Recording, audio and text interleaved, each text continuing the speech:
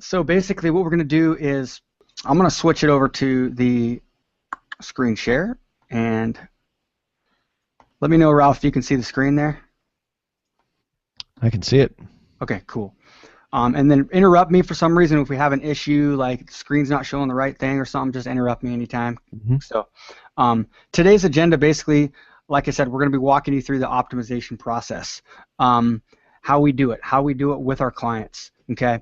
We're going to be, first, I'm going to do a quick overview of the 9-step blueprint and how we're utilizing this reporting and mining for gold process in that, and show you a couple little tiny adjustment we've made recently to the 9-step process. And then we're going to walk you through how to properly use Facebook's reporting tool. And then, more importantly, how to put that data into use and increase performance and ROI. So let's just go right down to into the 9-step process. So basically, the 9-step process, if you were on any of the other webinars, you'll notice it looks the same from afar, but actually the titles are slightly different.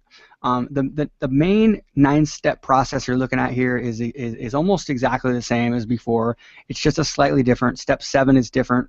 My original one had it in there, and then we basically just adjusted it a little bit, because guess what? Things change. Facebook's changing every single week and every single month. So basically, when we run a campaign, the first thing we do is we go through the market research phase, and we are using the 2 big tools that we use are Facebook Audience Insights, okay, where you can find that inside your Ads Manager on the left side. It's going to say Audience Insights, and we use Facebook Search. So you go to the search bar, and I'm actually going to show you that real quick because this has changed recently. This is kind of an update here, okay? So if you go to Facebook and you search pages liked by,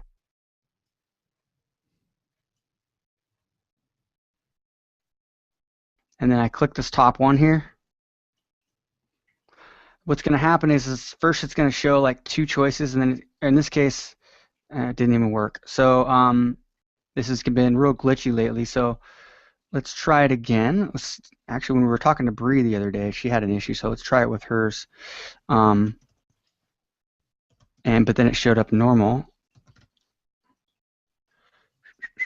Let's see if it works. Yeah, so now it's okay. I'm not sure what it's doing there, but before they used to all show up right here. Now it just shows 2, and it's kind of confusing. They have this really small see more here, right here. Click on that. That's going to give you the data, okay? So now you're going to get lots of different, yeah, it's definitely changed. So when we were on here 2 days ago, Ralph, remember? These were all actually pages that were, oh, look, actually it says Betters Who Rock. That should be,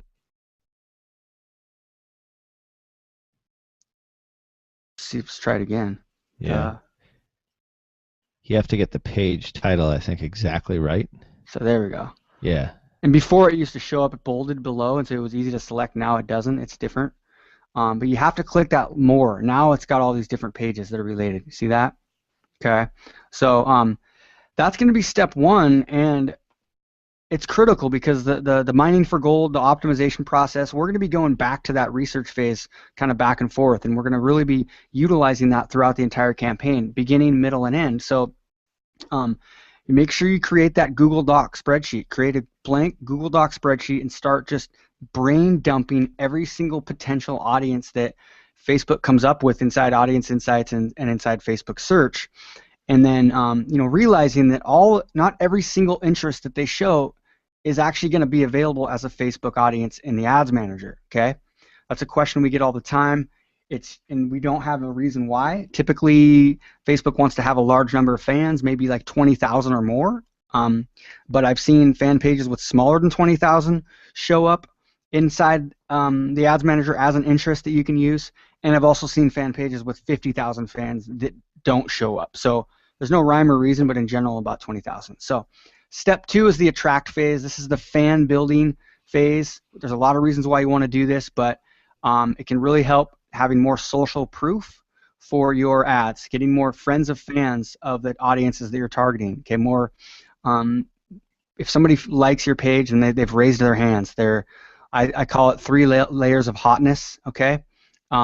First person is somebody that maybe clicks on a link that goes to a blog post, clicks on an ad that goes to a blog post and reads something because they're curious, right? And they might not opt in, but now that they visited your website, they're actually on your website custom audience, as long as you've got that pixel in place. And that's one level, right?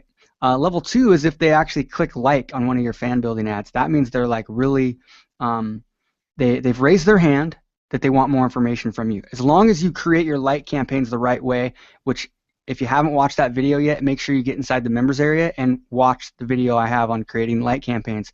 You only want people clicking like that are quality, okay? You don't want to trick people into getting likes because you're doing this to set your ads up down the road to convert better, because you're always going to get best conversions with your fans. So the highest level of hotness is somebody that opts into your email address, okay?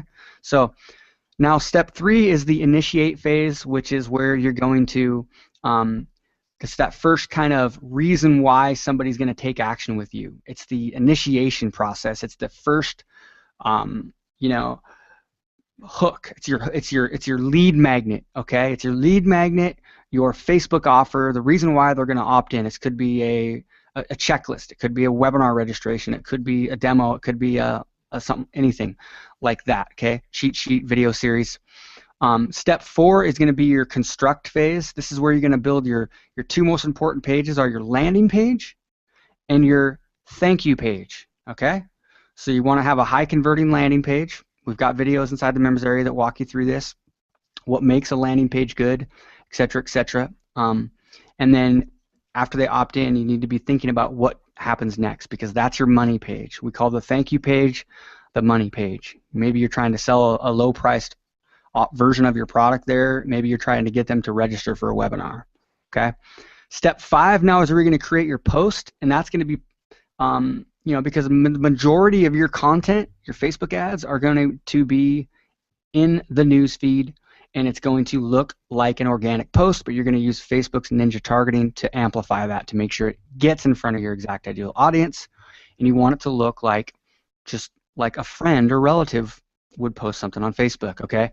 Now, step 6 is the targeting phase. This is now where you're going to select different target audiences to put that ad in front of, okay? And then when you're just beginning, you might not know what audiences work best, right? You might not know what placement works best. You might not know if right column or sidebar is going to be better than newsfeed. You might not know if mobile or desktop is going to win, okay? You might find out that you get cheaper clicks on mobile and even cheaper leads, but you're not getting any sales on mobile, right? Or maybe you're getting really cheap leads on mobile.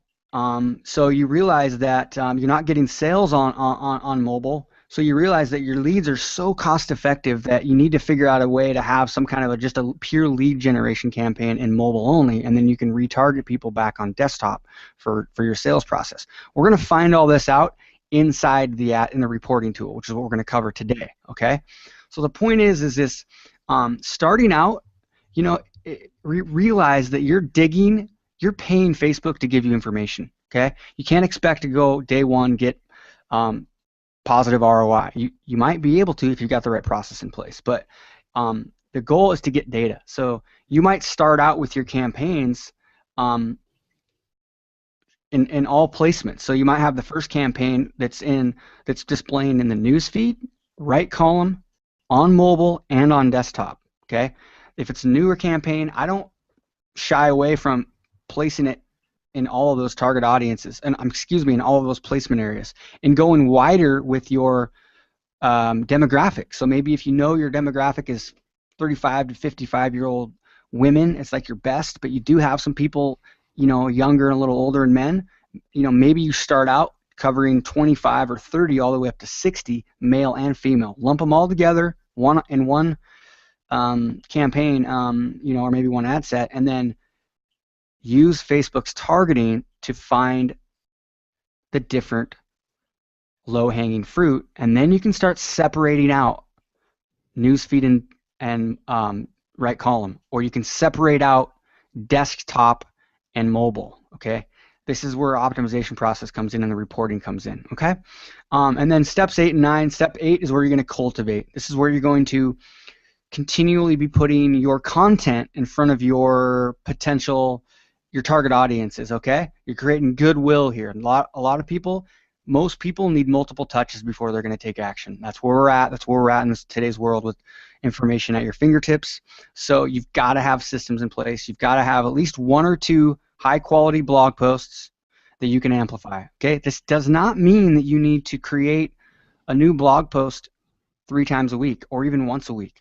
Okay, one good one can be enough. Okay, that you can drive traffic to with maybe 10 to 20% of your budget and create massive goodwill because people don't have to opt in, and they can consume your content, and then you can have your regular kind of campaigns that are lead generation be used in your retargeting campaigns, which is step 9. You can retarget those people back into your lead magnet, okay, or into your sales. So that's an overview of the 9-step process. So I wanted to really help you understand how we use it, and so we're really using step 7 all throughout, okay, and then we're adjusting step 6, and then we're going back to our kind of spreadsheet that we started in step 1, and we're kind of using this information, and then because what will happen is what Ralph's going to show you here in a second, and Ralph, we can show the part where the Perry stuff. I'm not sure if you have that up, but where we saw Infusionsoft working well, and then we kind of looked at audience insights, and saw the 3 targeting. That's another example we can kind of use. But what you're going to do is you're going to really use the reporting, and then you're going to go back to audience insights, and then you're going to figure out different ways to scale out the things that are working, the placement, the targeting, the demographics that are working. So is there anything that I missed there before we go online, Ralph? No, I just think it's a never-ending process. I mean, I think the 1 through 9, you start it that way, but then you kind of go back. It's almost like there should be an arrow from 9 going all the way back to research, so it's a continuous process, and we'll kind of show you how you do it. I mean, I think there's 9 steps that are really easy when you first start off, but once you start to gain some success and gain some momentum, you're going to be constantly optimizing. You're going to be in that 7, 8 phase for quite some time, and then you'll go back to research. Maybe you alter your like campaigns because you find that a particular audience or a particular interest is now really reacting really well to your lead ads. So maybe if you warmed them up a little bit more and did a targeted like ad just to that group, then you could lower your cost per lead and make more sales that way. So I think it's flexible. I don't think it's this is really a rigid formula, but I do think it gives people a really good foundation for not only how to start, but how to continuously improve the campaigns that they have. So cool. All right, cool. So let's see here. Let me check one. Was that recording? Oh, good, it is recording. Okay, so whoops, wrong one. Let's go. What I'm going to do now is I'm actually going to give you controls. So just give me a second here. Stop screen sharing so we don't get that weird thing there. And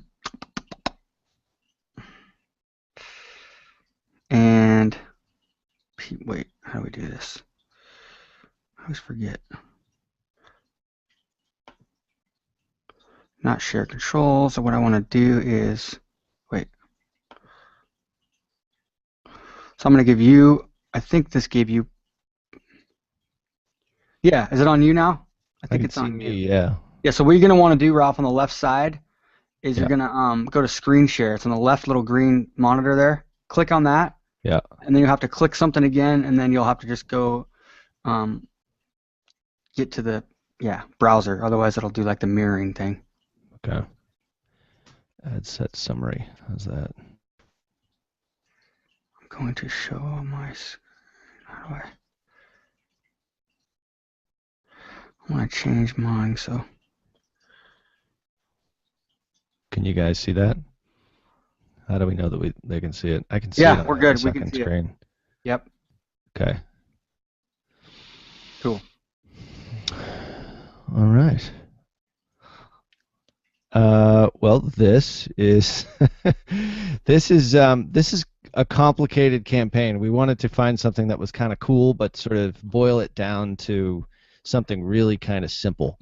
So this is a campaign where we had a very large budget, and the idea for this particular customer, I'm sure you probably all know Perry Marshall, but the idea here was to get leads and get leads for him that ultimately turn into sales for his book, which is a funnel that we're still working on right now. It's like a never-ending process of optimizing it. So what we felt the best way to approach this is to initially figure out who is going to be the most responsive interest groups or folks that are on Facebook that we can target to ultimately get a lead. So we were changing up his funnel quite a bit. So this is kind of a new campaign. So it's almost like he was starting from scratch, which is kind of cool. So we could test a few things, not like we wanted to make this Perry the guinea pig in our new testing, but we had seen some things that were really starting to work really well, and maybe some smaller campaigns and some other campaigns.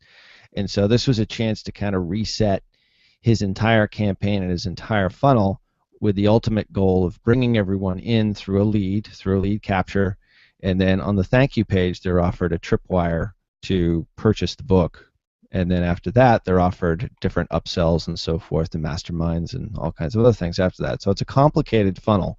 So we're not going to focus on anything downstream in the funnel. What we're really going to focus on is just getting cheap leads, because if we can figure out a stream for cheap leads that are in the $1 to $2 range, really difficult to get on Facebook. But that was his goal, because in essence we sort of backtracked that if we could get a $1 to $2 lead, then there's a very good likelihood that he can get a sale for his book for about $10 to $15.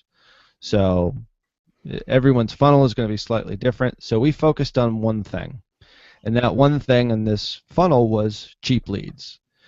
So because this was a brand new campaign, we had the opportunity to really cast a wide net initially, and I'm not saying that you necessarily have to do this and you have to spend tens of thousands of dollars like we did on this campaign, but it gives you an idea as to what our thinking is and how you can optimize using reporting as well as expand out audiences and stuff that is working using some of the tools that Keith just outlined. So anyway, that's kind of the intro to it. So what we did is we looked at some past campaigns that he had done, and we identified there was two sort of categories. One which was business related, and then one which was sort of internet marketing related. So his audience is sort of those. It's like a dichotomy. There's really two separate types of customers. So I had always noticed that the business people were very high click-through. They had very high click-through rates in those interests, but a lot of them didn't convert because his funnel needed to be updated, and we finally did update it.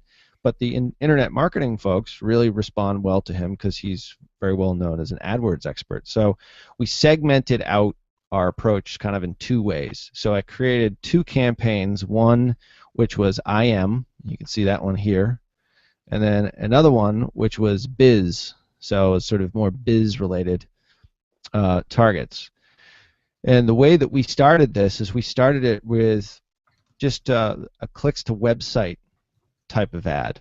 The approach was not to necessarily get conversions, but it was to get as many clicks to the offer and see which interests started to respond and ultimately convert. So we ran these ads for the first month, and you can see here we kind of ran them fairly heavily in that first month time period, or first like 15 or 16 days, and we gathered data. In that data, we then used, like I said, there's two separate campaigns here, so I'll show you them in sort of two separate parts here. So in this IM campaign, we had all these individual interests, which we now typically bunch interests together, and I'll show you why we started this way in just a second. So, but we had conversion pixels on his thank you page for after the opt-in. We had conversion pixels all the way down his funnel. So because this is a clicks to website ad, and the reason we started with clicks to website, I just wanted to get as many clicks as possible. So tell Facebook, give me lots of clicks. And then hopefully they'll convert on the other side.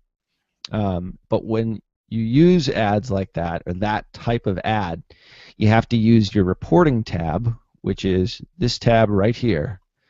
So this is one of the best things for optimizing any sort of Facebook ad campaign is to use this reporting tab, because it'll give you all kinds of insights as to who's converting, whether it's mobile, whether they're desktop, whether they're female, male, what their age range is.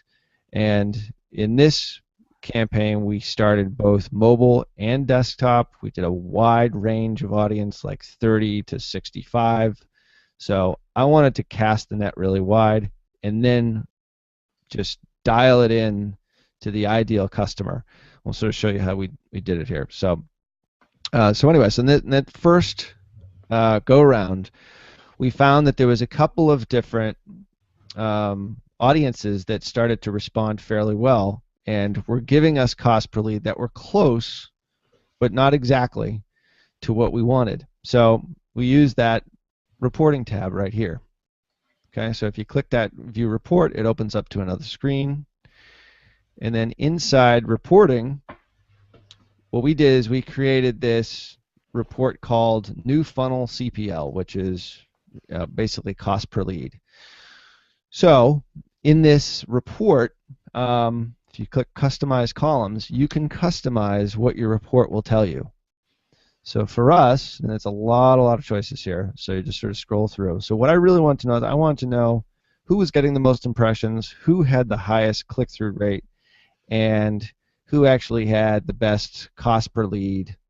So that's this individual report right here showed all that, as well as a couple of other metrics throughout the funnel. So when Facebook actually, when you first start any of these campaigns, I'll actually sort of show you. They'll typically just sort of show you this.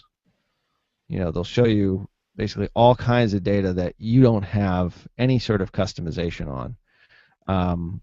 So what you need to do is you need to kind of go through all these columns and pick which ones you want. Like, we don't care about frequency, we don't care about impressions, actions. Also show them the shortcut too.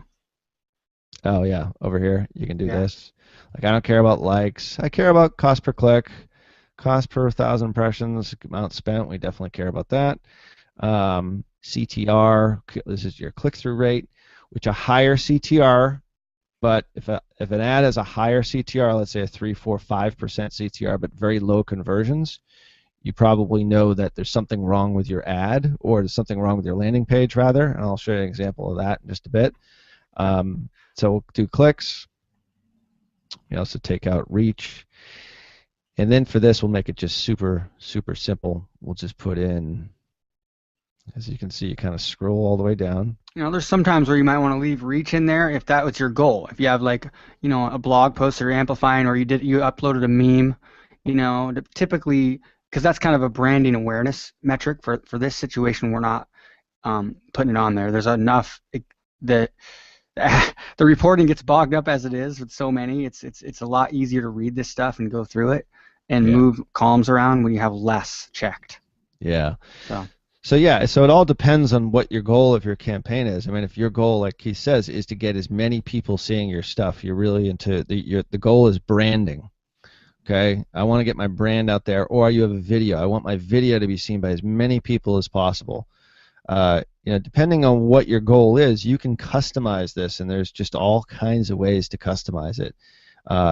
As long as this part right here is actually the one that we probably use the most, just because most of our clients are direct response marketers, so they want conversions, they want leads, they want sales. So let's say if we're doing a webinar, we'll have a registration conversion pixel, or maybe they want a sale, or they want, there's the checkouts, which is typically like a actual sale.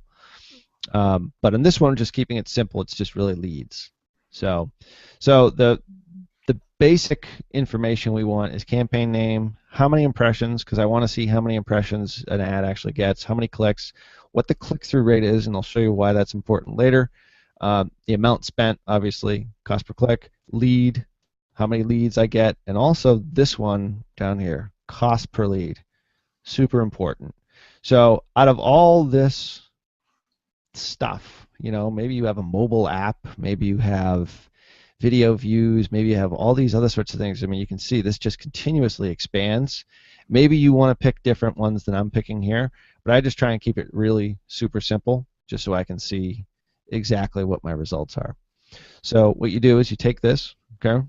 This is all I want. Campaign name, maybe I'll put an ad set. I'll put an ad set at the top there, which I believe is, I can add it after the fact. Yeah, actually this is new. So I'll just keep it as is.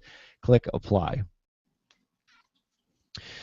So this now shows me how this campaign did in the last 7 days for the entire account. But what I want to see is I want to see how I did when we first started it. So I'm going to change my dates here. I know I started it, it's 2014. I started it on October 1st. It's going to take a little while for this to pull. I don't want to see all the way through right now. I want to see through, because I know I ran this for about 30 days. Okay. So now this gives me data for cost per click, leads, cost per lead, everything else. And you might want to just bring over your most important metric. For me, it's cost per lead. Okay. And on this setting right here, this report setting, this is organizing by campaign, but I want to see campaign, but I also want to see ad set, and I might even want to see the individual ad. So let's just hit that. So this is going to show campaign name, ad name, as well as ad set, which I believe sometimes shows up way over on the other side. Actually, you know, I'll just keep this on ad set, because I believe we use the same ad for every ad set because we were testing. So this is a snapshot in time of this campaign, this Biz CTW campaign, and I can even add filters to make it so that I'm only going to see Biz CTW. So watch what I do here. I'll just go Biz, name of my campaign. So campaign name contains Biz CTW. Actually, that's got to be a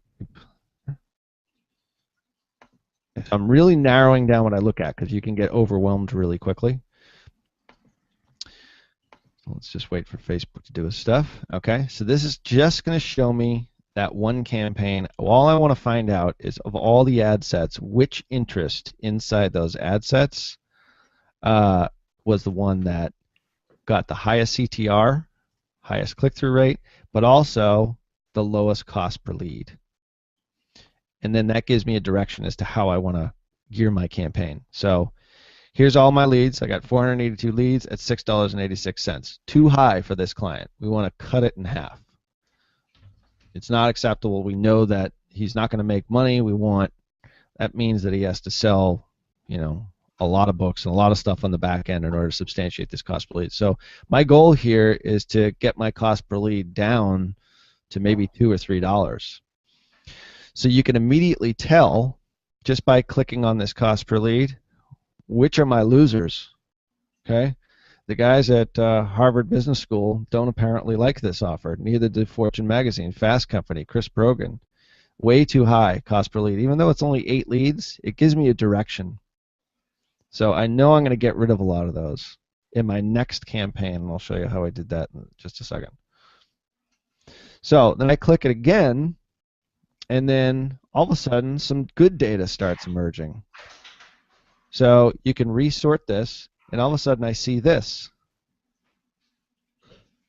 I see this campaign right here. I got 158 leads at $4.51. Not exactly where we want to be. I mean, we want to be down at like $2 to $3.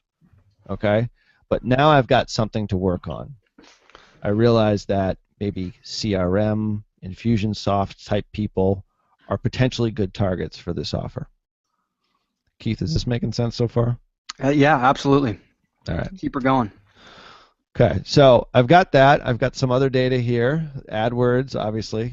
Perry's an AdWords guy. Tim Ferriss. I've got some Tim Ferriss stuff. I've got maybe some other business kind of things that are not doing too bad. But I'm looking right here. I know Brian Tracy. I've done some ads for Perry before, so I know Brian Tracy's audience typically converts fairly well. So that's on just one campaign. So I've gathered data my first 15 days. I know directionally where I want to go with my targeting. So let's look at his other campaign. Remember when I said this, I know that there was two basic segments. There's an internet marketing and there's a business segment. So let's look at this business segment a little bit closer. So same thing, okay? This is just under the other campaign. All I had was two campaigns going, all right? And then I clicked reports here, and the same kind of data emerged. So this is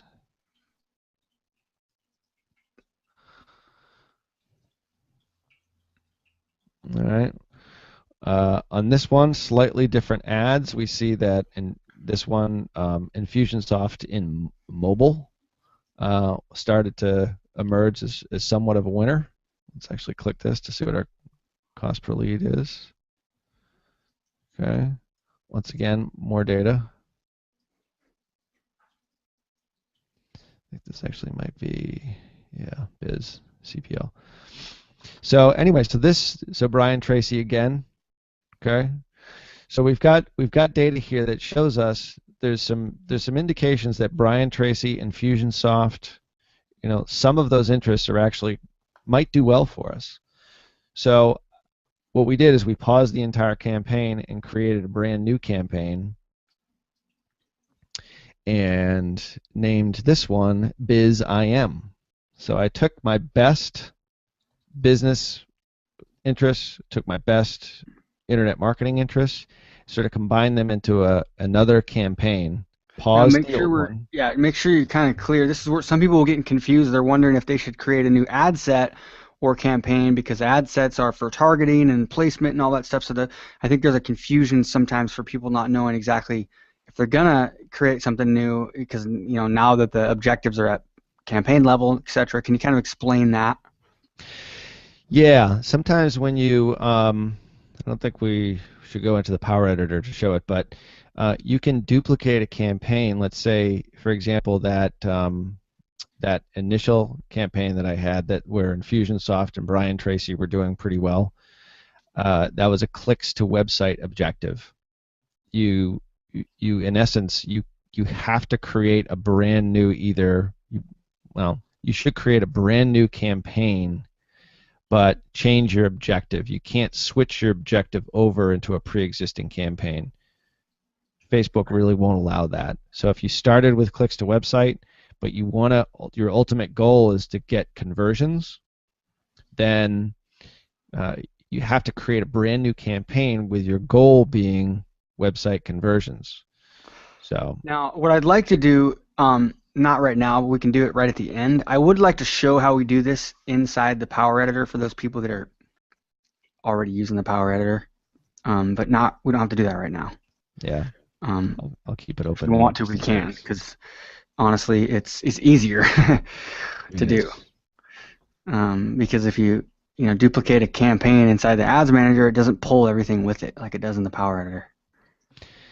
Yeah, like here is a campaign right here inside the Power Editor, and here's my objective: website conversions. I can't. I could duplicate this campaign by just clicking this little button here. Okay, let's see. Go ahead and hover over it a little bit. Shake so people can see it. There you go. It's hard to see your. There you go. Okay. Yeah. It says little duplicate. It's this little two boxes. So let's see what happens here. Newly created ad sets are required to have targeting at the ad set level. Yeah. So Facebook is telling me that I've explain that. Explain what they're telling you there. They're telling me that I have to create my targeting at the ad set level, because I believe this was one of the older types of campaigns that the targeting was done at the ad level. Or the campaign level? Right. Yeah. Or ad level, I guess. Never mind. Sorry. Yeah, it was older because this was back in October. Right. So, yeah. So that's fine. So all I'd have to do is just change it over. But So I just duplicated that campaign, but I can't change the campaign objective even though I just duplicated it. Sometimes they'll give you a little drop down to enable you to do it, but most of the time they won't now. So if you have a campaign that's a clicks to website campaign, you have to create a brand new campaign in order to to have your goal be website conversions. So it's a manual process. There's a couple of ways to hack around it, but we won't get into those right now. Okay. But that's basically how you duplicate a campaign inside the Power Editor. Cool. So what we did here is then we had all these conversions for this Infusionsoft ad set.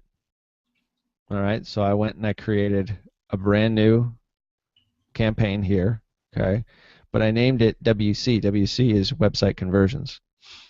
And I started some of these off with just straight cost per click or CPC bidding, but some of them I started off with just optimized bidding because I've got an indication that Infusionsoft is a good potential target. Remember, back here it's showing me that Infusionsoft is $4.75 a lead. I'm getting closer to $2 to $3.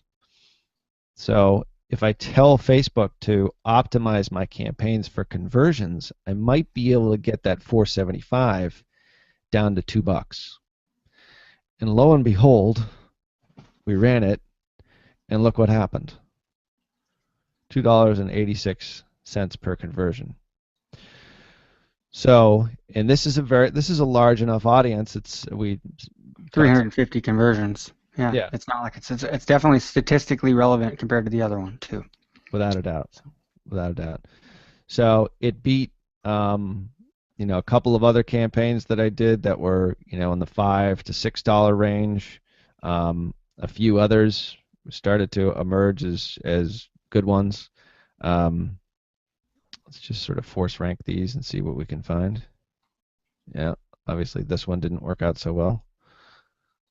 So in this Infusionsoft campaign, Infusionsoft is the target, which we're still running right now. I actually have this stopped at the end of November. We're running this again. I think it's active as of right now. We got our indication as to what our interests were by casting a wide net. And then we realized that if we could optimize our conversions and get Facebook to do some of the work for us, then we could scale out in that little niche. So now I realize at this point that Infusionsoft is a really good target. So here's my Infusionsoft ad. It's on mobile. We also did some other data analysis that showed that mobile was actually coming in at a lower cost per conversion, because reporting, you can actually delve into that data as well.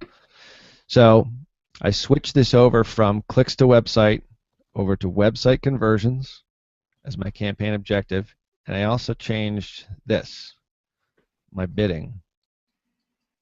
If you can see this, Facebook boots up. Sometimes it takes a while. But now I want Facebook, now that Facebook has all this data, remember back here, we could see that there was 158 leads.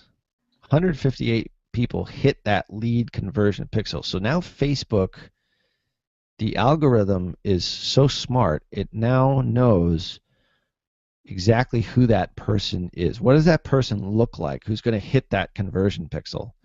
So when you flip your campaigns from clicks to website, or maybe you're doing website conversions and you're just doing cost per click, and you flip it over to optimized bidding, Facebook now knows, because they've learned from all this data, especially if that data comes in very fast and within a very short period of time, they now can go out and identify other people that look like people that are going to convert at a low cost per lead. So that's why we start campaigns typically off with maybe a clicks to website campaign. We identify our interests, and then we switch over to website conversions, and then use this optimized bidding, see, optimize for website conversions, and then set our bid I don't want to pay any more than $5 per conversion. The reason I say $5, even though my real target is $2 to $3, is if I set it at $2 to $3, then Facebook might not give me any impressions at all. I might have too low of a website conversion goal. So I always try and do it about double where I want to be. So, and you can edge this down to 4 and 3, but you'll probably notice that your impressions, you won't get as many impressions. Facebook won't give you as many impressions. So it's kind of a little bit of a cat and mouse with them. But in this case, it worked out because our cost per lead came down to exactly what the client wanted, which was between $2 and $3, which is $2.61. And I split tested it against another ad, which had a slightly different image, as you can see here, and that one didn't do quite as well. It still was in like the $3 range. So we got a bunch of conversions, and now we restarted this back after the first of the year, and we're now in the $1 to $2 range for these particular audiences. So we didn't stop there. So I realized that there's a couple things here. It's like Facebook already knows what my audience looks like, but I also know that Infusionsoft is a good interest. So, but there's only so many people on Facebook that have an interest of Infusionsoft. So what we then do is to go back to the 9-step model is we'll try to go back to the research phase. Say, all right, now I know Infusionsoft is a good target. What else can I find? So we go over to Audience Insights. And this is what I was talking about at the beginning of this on how we're looping back to step 1. Okay? So we're really looping back. We're really looping back to step 1, and then it goes back into our targeting where we adjust our targeting, which is step 6. So yeah. And with Infusionsoft, to be fair, once I found that Infusionsoft was really doing well, I just started split testing all kinds of ads. I went to desktop. I did other mobile campaigns. I wanted to exhaust that market as much as possible. Like I had found the one little nugget, and all that testing I did, through these campaigns way back here. Like look at all these interests. I found one that really started to work. But then once we have that, we go back and then kind of start from scratch. And you start from scratch by going back to one of the tools that Keith talked about at the beginning of the Hangout is Audience Insights. So if you're in your Ads Manager, this is it's right over here on the left-hand side. All right, so you just click on Audience Insights, and we always X out of that. I don't know why they show that thing. So my interest that I know is really good is Infusionsoft, right? So you can just go in here, and we're here in the United States. I mean, this is primarily a United States offer. I don't really care about age and gender quite yet. So I just put in Infusionsoft.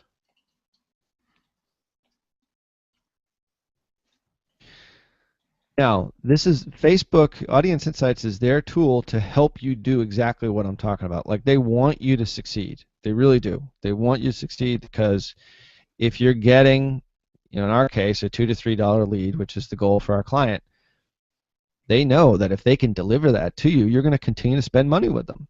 So it makes sense for them to have really good tools in order to scale out your campaigns. So why wouldn't they tell you exactly who else you should target to spend more money with them? I mean, it's only logical. So everyone wins. They win, you win, client wins. And if it's your own business, you win. Forget about the client in that case. But if you're a consultant, you're looking pretty good because you know how to use these Facebook tools. So there's a lot of different people that will say, well, you should go out, you should do, buy all these third-party tools. And I think that's fine, and you can definitely grab a lot of good information there. But Facebook telling you what you should target, I don't want to go any further than what they tell me to target because I know that they want me to convert and they want me to do well. So even though I don't know them personally, but our ad manager seems like a pretty good guy, don't you think, Keith? Yeah, actually, yeah. So anyway, so here I entered Infusionsoft. Okay, so I know it's a hot market. You can look at all this demographic data. This is all good. You could certainly draw a lot of cool things out of this, but I kind of just focus on really important stuff. So, Yeah, actually, go back to demographics for a second, Yep. or I don't want to forget. One thing that's really, really good to do, and this is great to do beforehand, if you have a large enough customer database, um, click on custom audience there, um, Yep. and you could actually do this real quick. X out of Infusionsoft. Let's just pull up one of the customer ones. Yeah, Uh, Probably that one. leads. Which Oh, one? the buyer. Go to the top. It might not be big enough, but It will for demographics. It should. all right. Okay. Just won't show page likes. I don't care about that. So this right here is great because you can start with this and if you have this data. Of course, you can start with leads if you've got leads if you don't have customers, but the best is customers. This will give you a good starting place for your initial campaigns. This is kind of really back to step one, stuff. But now you're like, well, most of my buyers are so and so. Just make sure they're coming from other sources. If you were running Facebook ads the whole entire time and you were only targeting 35 and up, then of course they're going to be 35 and up, right? But if these are buyers from just all sources, this will give you a good little head start. So, okay, go ahead and X. And by the way, they're not going to, if you click on page likes, and they're not going to show data for your custom audiences unless you've got like 100,000. It's got to be really big. Same with your Facebook page. So, Right. But if go we back to were, Infusion. yeah, but if we were doing a campaign strictly for buyers, I might want to target, this right here, even though it's mostly skewed towards men and it's kind of evenly distributed, but I would not want to go over, I would definitely want to do 35 to 64, which is really his audience. I mean, we don't go below 35 for him anyway, so that might be skewed because of that, because that's our targeting, but in essence, those are his buyers. So for these smaller lists, you can really get a good sense as to what your customer looks like, and have you explained to them how to upload a custom audience and all that Yeah, if before? you haven't already watched that video, it's in the members area. Yeah, definitely.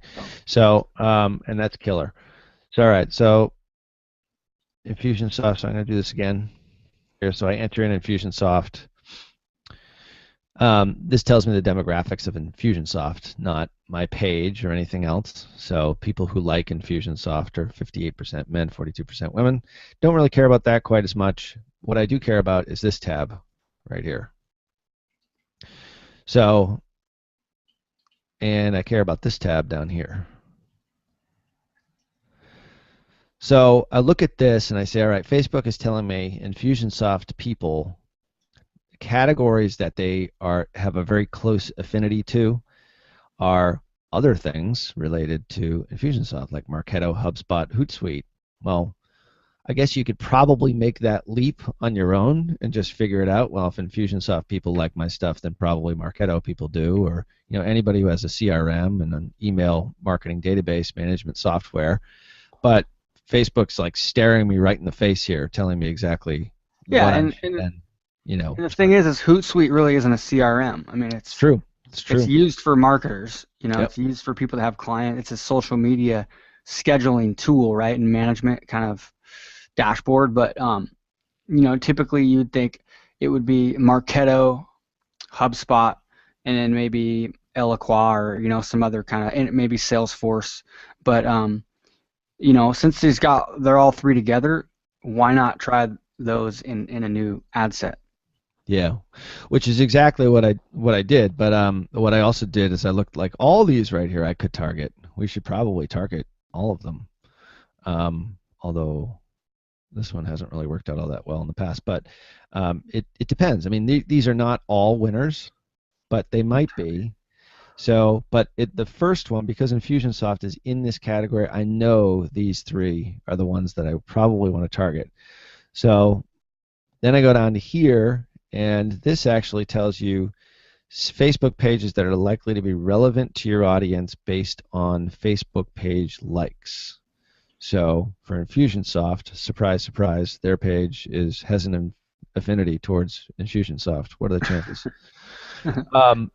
But also Marketo does. And then I don't think any of the other ones are on here. So I kind of know that Marketo is going to be my next target. And so I'm going to throw in HubSpot and Hootsuite as well. So sure enough, like that was my market research. So I created a brand new ad set. I did not do clicks to website again because I'd already done clicks to website back here. I don't want to take a step back. Facebook is already kind of getting to know who my conversion audience is. So I don't need to go back to step one, clicks to website, or do anything else. I already know Infusionsoft is a good target. I want to expand that. I want to get more leads, cheaper leads, and lo and behold, that's exactly what we did. I think this is actually a different one that we just started up just recently.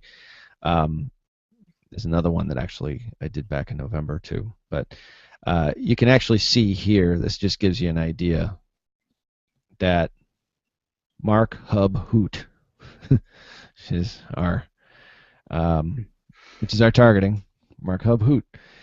And I did the exact same thing that I did with Infusionsoft before. I just targeted them. I don't know if we've gone through this all that much, Keith, and we might want to talk about that. It's okay. It's totally fine to go over this stuff again for people because they might not have. Yeah. So there's our interests. So Hootsuite, HubSpot, Marketo. I'm targeting both together, which I usually don't do. I don't know why we're doing it that way here, but anyway, can't argue with the results. It's 243. We've gotten 60 conversions just in the past week. You know, we're using our same ad. And with something like this, I actually have an ad set. I believe that, yeah, I ran a little bit closer to that. Let me just see if I can find it here. Mark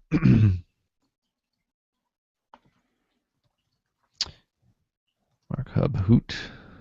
Yeah, this was the one that I ran right after. So we initially, this was like after I figured out Infusionsoft, then I ran a campaign for mobile and desktop for Marketo, HubSpot, Hootsuite. And then I did mobile and desktop, okay? And then I found out that I believe mobile started to give me even lower cost per lead versus desktop. So I think I stratified out desktop and created another ad set there, but not to get too complicated. But anyway, we created a couple of different ad sets around this targeting with slightly different overlays and slightly different age ranges.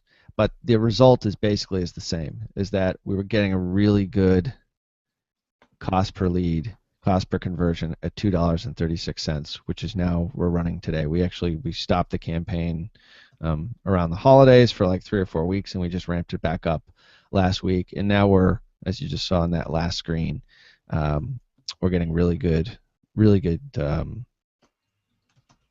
conversions between $2 to $3, $2 to $3.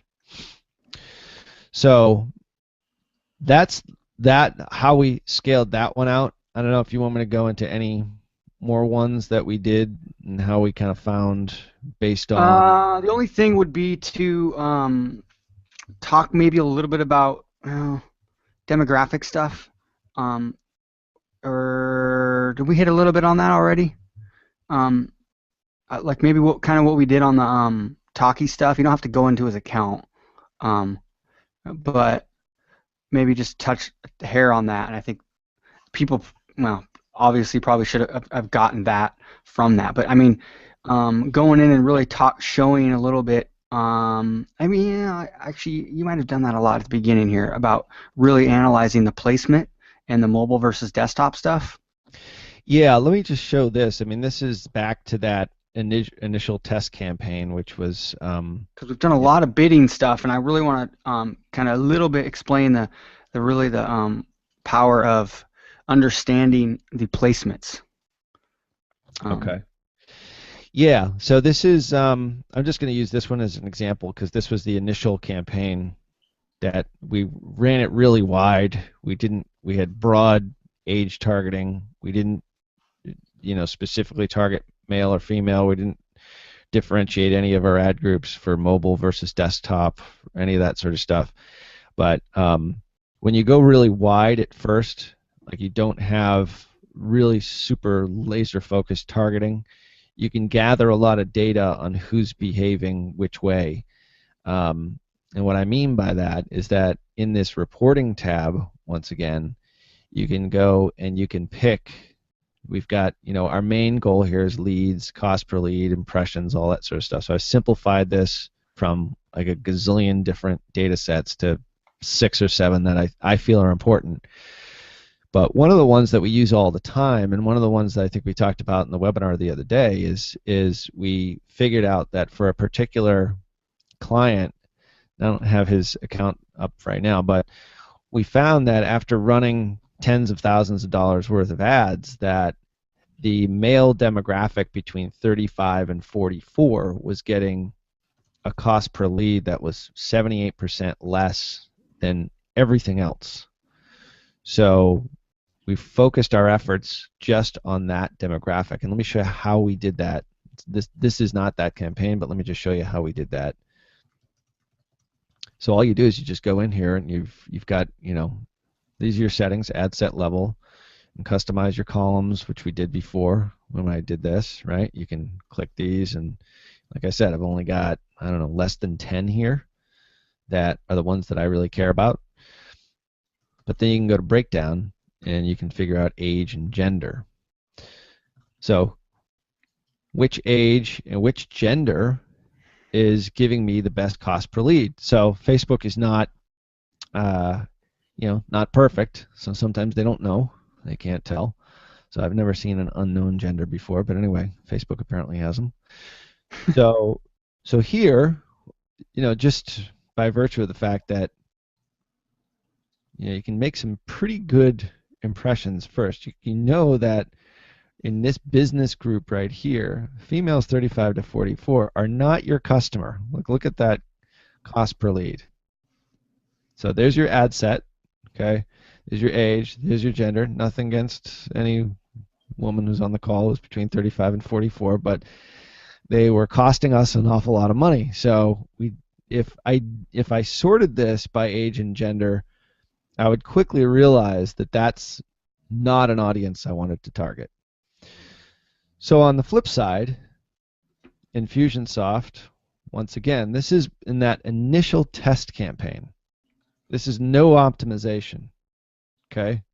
I didn't optimize this at all. This was just to find out which interests worked, how we could potentially scale this campaign. I had no idea how this new funnel was going to do. I was totally flying blind. I knew kind of what his audience was. I've been running this campaign for a year, so I knew, but so I wasn't totally in the dark. But look at this. Here's an interesting little. Here's Infusionsoft. It says INF if you can't see it on your screen. 15,000 impressions, 49 leads, and 374 a lead. So that's a heck of a lot better than $6.86. So I probably saw this and said, Infusionsoft male is like a really good potential target for me. So maybe I'll scroll down here a little bit more. So I don't really care about the single ones here quite as much. Guys, I know we've been in one account the whole time, but we do this in multiple accounts and in slightly different ways with different clients. It's just easier to show one, and sometimes some of the other accounts there's confidentiality stuff. So yeah. We're definitely doing this in other ways, and either making a bigger impact with some of our other clients. Like he said, 78%, cutting it huge. And one of our clients is just, it's tough because their opt-in rate on their lead magnet is at 9.5% now. And last year when we were running campaigns, they were at 26% for their lead magnet.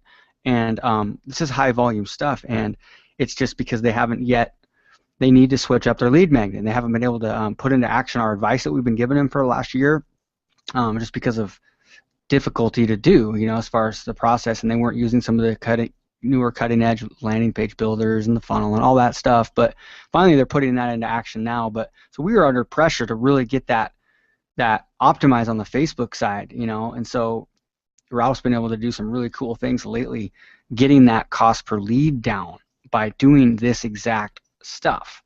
Now we're really excited because within the next 3 weeks or so they're letting us design their landing page for them, the new one and the new lead magnet, and I think their opt-in rate's going to double at least, and so we're going to double the amount of leads, and they're going to cost us half as much. And you take that combined with what we've been able to do with optimizing using the reporting, then basically we're going to be averaging about our cost per conversion will be about 20 to 25% of what it was. So instead of costing $12 per lead, it's costing $3. So it's a pretty cool thing what you can do. But it definitely, this stuff is really important. But honestly, you still make the biggest changes. You make the biggest impact improvements by figuring out a better like lead magnet and stuff too. So just don't forget that. Yeah, it's huge. It's hugely important.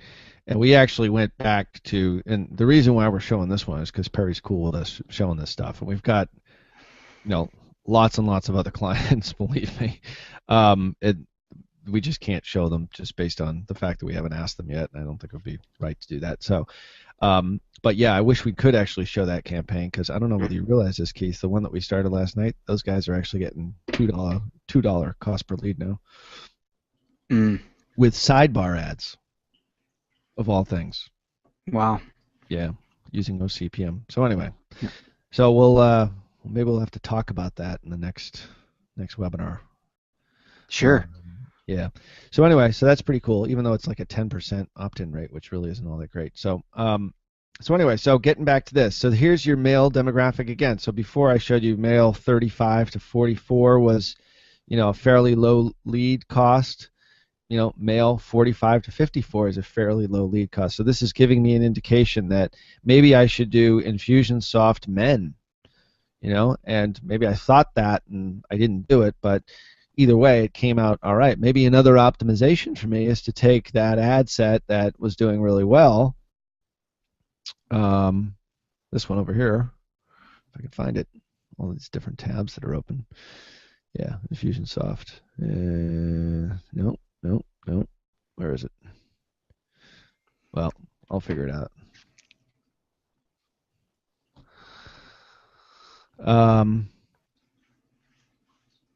Maybe the next optimization is to do mail instead. But the point is that this reporting right here, you can really drill down into what age range. Let's say if you're in a 1 million+ person market and you notice that only males 35 to 44 are giving you a $4 cost per lead, then you should probably narrow down all your targeting inside the campaign itself to just do male 35 to 44.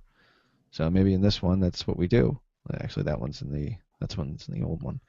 So another cool thing is that if you're starting off your ads with mobile, maybe desktop, both newsfeed, you can go in here and you can figure out which placement is giving you the best cost per lead, or the lowest return. So instead of age and gender, you click placement. Go ahead. Yeah, and this is important because keep going, and I'll finish that thought in a second. Or that's fine. I'll just finish it now. The thing about placement is, while he's doing that, is that sometimes people are like afraid to go into mobile because they have a funnel that there's an order form after the opt-in process, and it's too tough to get conversions on mobile. They're not getting good conversions, or it's not really mobile friendly. So they don't do any mobile at all, but that's a mistake. If you're getting high leads, high volume of leads, and if your leads are costing a lot less than your leads on desktop, then you need to maybe figure out a way to have just a different kind of campaign. It's just a pure lead gen campaign, and then you've got retargeting that you can retarget those leads on desktop back into your offer. So just some things to think about. But if you come in here and you find out that you don't need to do that, and you don't need to do that. Just let the data tell you, though, what you should be kind of trying to do. Right. All right. Well, let's just run this really wide here and see what we find out. Let's go all the way to today. And what's today, the 15th? So I'll take that off. Yeah, I'll just run it really wide. On the 15th, let's do it to the 14th. So you see, so this is the start of the campaign from the 1st to today, and you can see we generated 4,000 leads, but let's click by cost per lead, and I've got this stratified by desktop and by mobile. So this tells me which ones did really poorly, like this one right here did really bad, 1497 on desktop. That particular interest on desktop was a real loser, one that we cut very early. I remember that campaign that we started and killed it in like 3 seconds. This one right here, look at this. Okay, this was another campaign that we did, and this is a great example of how you sort of change stuff at all times. I'll actually show you this one. We got an indication in our initial data that I had an idea that his campaign would work. It's a book on 80-20 and how to make more by doing less. So, being a former salesperson and a manager of salespeople, I knew that salespeople basically just want to make more but do less. So I thought, well, this would be great for salespeople because it's the gist of the whole campaign. So why not target just salespeople? But then I thought, well, salespeople basically are lazy by nature. I was one, so if there's any salespeople on the call, hopefully I won't offend anybody. But I figured, well, don't just target salespeople. This is ultimately a book that he wants to sell them. So subset of people who would be interested in the offer and who are in sales probably have read a lot of sales books. Stands to reason. If you're reading a book, you probably want to get about what it is that you do for a living. You probably want to get better, and you probably have a higher likelihood of buying another book that will get you better as a salesperson. So sort of follow that train of thought. So sometimes this stuff isn't necessarily optimization. It's just sort of thinking about your offer, like who would actually be a really good target. So I had the idea, well, why don't I target sales books, specific sales books, and there's like 12 of them that I found. This one I actually went on a Google search. So I found them, and then I started targeting them, and I changed up the ad slightly, and I put in a different landing page, made it much more salesy kind of looking, but the offer was basically the same. And all of a sudden we started getting $1.30 clicks. That's $1.30 leads on mobile devices. And I believe if we X out of some of these, so I can actually show you how it did on desktop as well. I think it was actually did pretty well.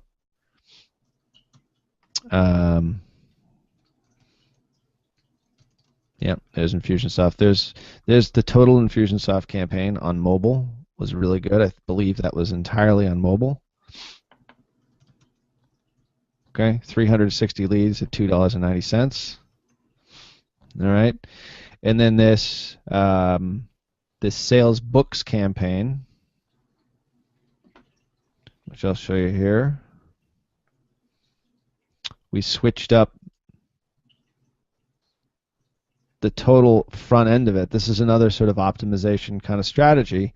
I made this little creative that said, never cold call again. I know salespeople don't want to cold call, so they're much more likely to want to make more, do less. And we had $1.33 conversion. So it's not necessarily just data. Sometimes it's just sort of interpreting the data and kind of making some connections as well. And it depends on what your offer is. And you can sometimes do that by going into some of these tools that Facebook gives you, like here in custom audiences. Like if you put in audience insights, audience insights. Sorry, yeah. Those books. Let's see if there's anything there. Yeah, I think all the sales books were, like I forget what they were, like spin selling. Well, it pulled up book selling, so that's why I didn't give you the right one. Yeah. You got to X out of that. There you go.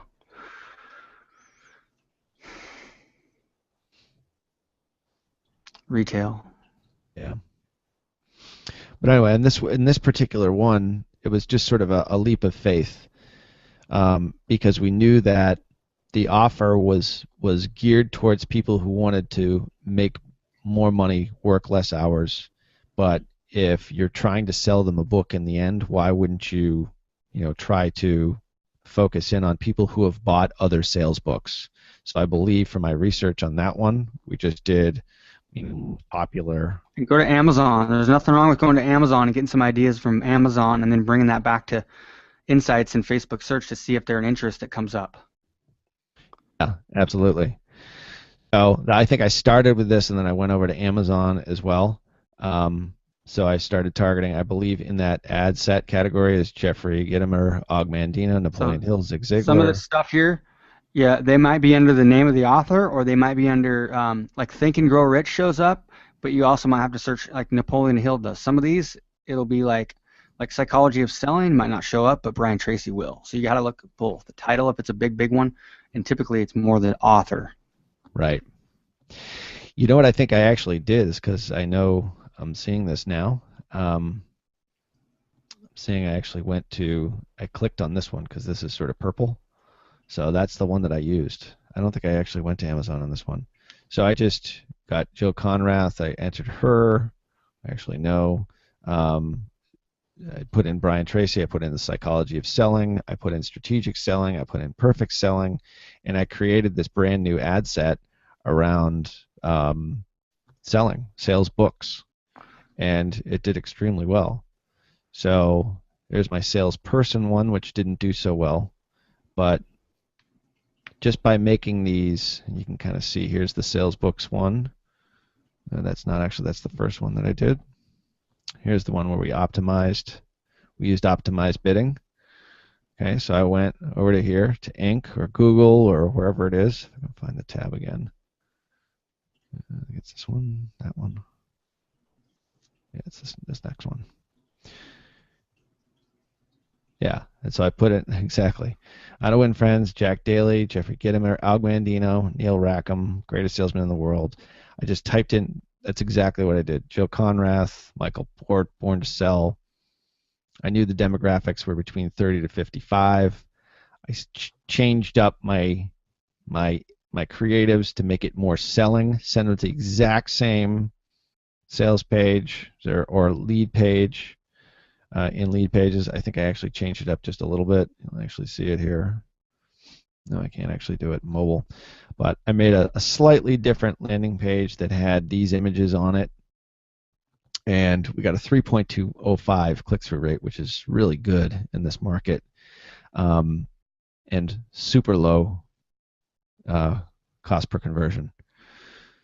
So hopefully that's not too long, but I mean, you sort of start very broad, you make some distinctions, you use the reporting, switch from clicks to websites, CPC bidding over to optimized bidding, and then you just start thinking who else would be a logical target here.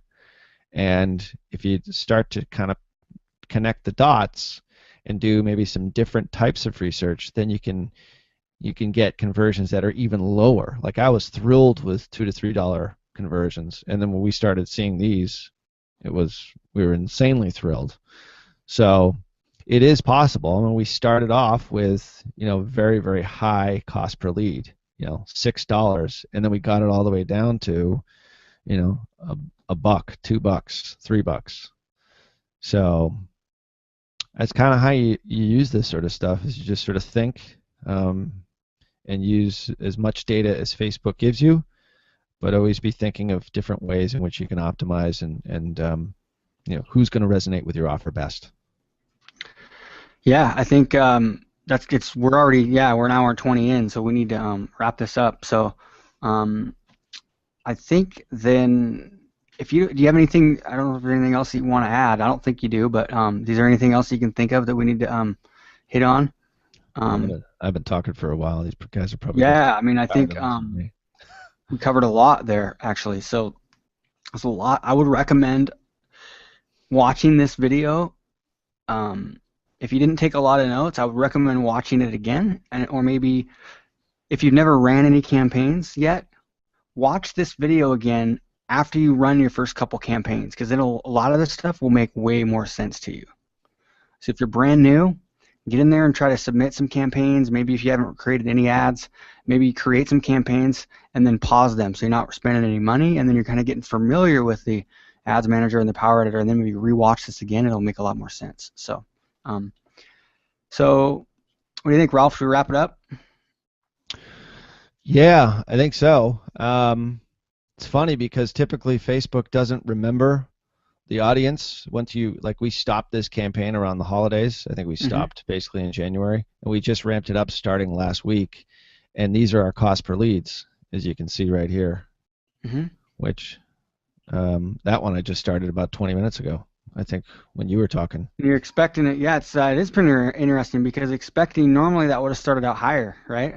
Way higher. Cost per lead, way higher. But yeah, we did all that work 4 or 5 months ago, and then we paused the campaign basically for a month, but Facebook still remembered who our ideal customer was, so we just unpaused the campaigns, and now I hate to say it, we're not doing a whole lot of work on it, but we'll expand it out as we're going from, a smaller budget to a larger budget, and, we need to make sure that all the tracking is in place, so we're just trying to get things going again. So we want to go wider and wider and broader audiences continue. Yeah. So.